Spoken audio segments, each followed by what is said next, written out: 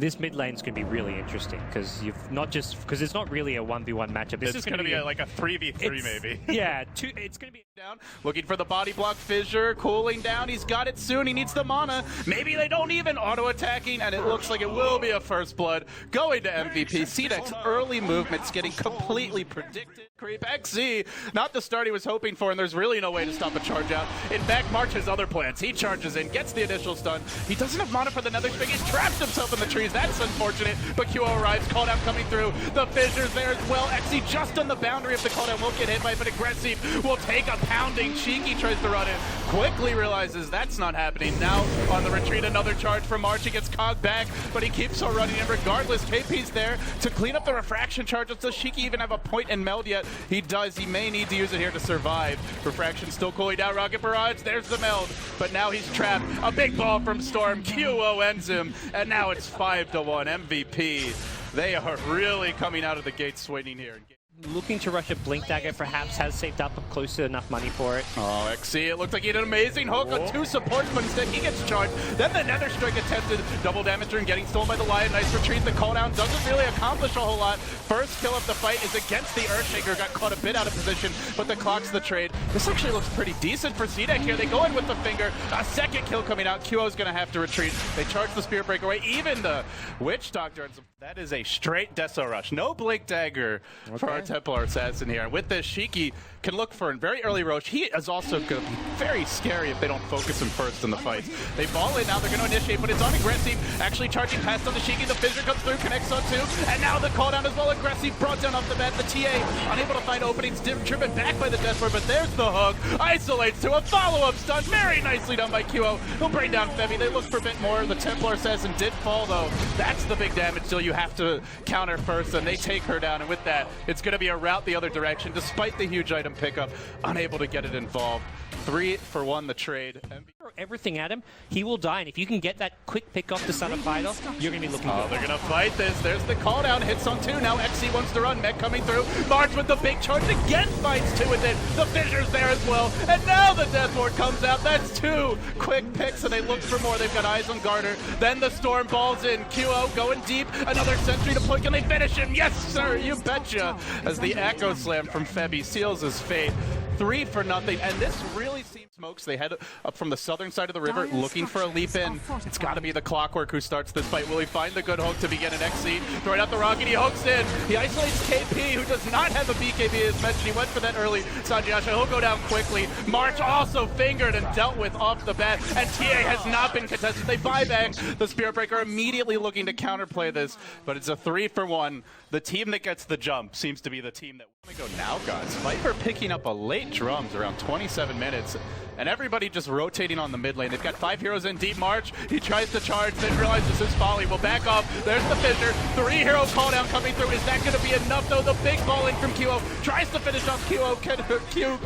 Will finish off QO and gets the kill. XC driven back by the Deathward. Very nicely fought here so far for MVP. They still have Echo. CDEC got to be careful about diving much farther. There's the Fissure. Only connects on one. Spirit Breaker charging away to the north. Get me the hell away. Beam me up, Scotty. He's split pushing top lane. And he will continue. Garder gets clobbered by Febby. And meanwhile, the Spirit Breaker just continue to be out of the fight. They will lose him. The Storm as well as the Earthshaker falling here in the end. March does TP home in the end. But they hold. Two items they hadn't actually fought into yet. And it was CDEC such a great opening, too. Yeah. 3-hero Fissure, call down hits everyone. They do pop their BKBs at that point, but then they've committed their BKBs just for a Fissure and call down, which are, the Fissure will cool down as the fight progresses, and the call down is a fairly low cooldown spell in its own right. We do see a jump bottom lane, March getting picked off on the Storms, or on the Spear Breaker rather, as Q initiates with his own blink. And this is the danger. When you fall behind in vision, you go off on your own, you're going to get punished by this mobile CDEC lineup. They hook in, though. Isolating the Earthshaker. He'll be kept out of another team fight. QO tries to go in. He gets instantly stunned. Looks like he may fall to Shiki. He will. Those side blades doing work. KP moving forward, but he can't get eyes on Garder. He's going to go instead for the Lion, but gets juked. Now he decides he wants to run a little bit. The cast's not going to bounce at all. They might be able to stun KP. They will. They keep him from going back home. It's 4 dead. It may well be 5. This Gyrocopter kited day and night. And they'll get a little bit of sweet track gold on top of it. 3 heroes pounce.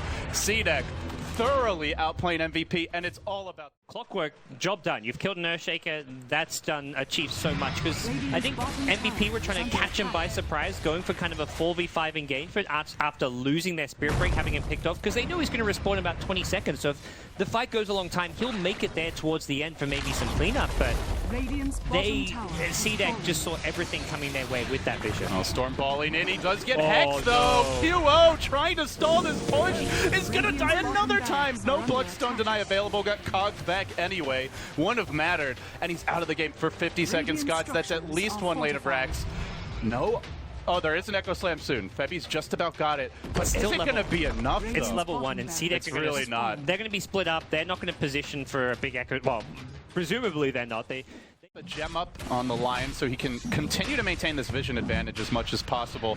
Aggressive down in the river, just begging them to go on him. He's not the hero you want to jump first, even if you end up getting the kill. And MVP, give the auto text on the tower, clear the creep wave out instantly. Here we go. Yeah, March is top lane. He's not even there for this. He may look to TP back and sell some items to buy a BKB. He's only 500 gold away. Yeah, he's going to sell his wand and stick just to have a BKB. That's a necessary purchase at this point, but it may be too late anyways. They've already lost the range racks. Clockwerk has an egg, so he can just jump in all day and night with the hook shots. He's being patient here, though. No reason for XC to go in until MVP give him one. They're going to forfeit the mid lane of racks before they even consider a jump, and now they still don't go in. They drop a homing missile onto Aggressive, who can BKB this if he's actually worried, but he's not. He'll just soak up the damage. MVP now down to just one lane of racks. CDEC once again drop behind in the laning stage and then still find a way to just turn the game right on its head. They were never really that far behind anyway.